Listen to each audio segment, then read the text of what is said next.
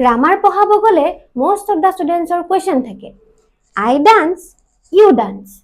All of the students dance, but he dances. Why? Let me show you. Present indefinite tense or simple present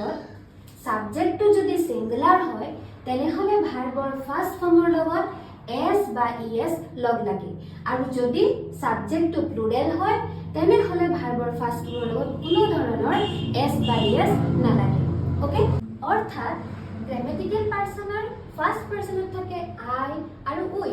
second পাৰ্সনত থাকে you আৰু third পার্সনত থাকে he she it they or any name of the person so ইয়াতে we they আৰু যিকোনো plural form like boys girls children এই সকলোবোৰৰ লগতে s বা es কি হ'ব নালাগিব হে কি হৈছিলে all of the students dance হৈছিলে ঠিক তেনেদৰে he or she or it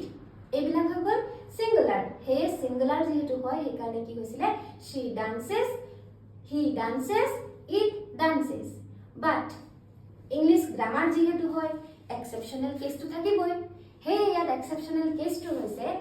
I and you are singular but not join s or es in the verb ঠিক আছে তাৰ মানে I আৰু you to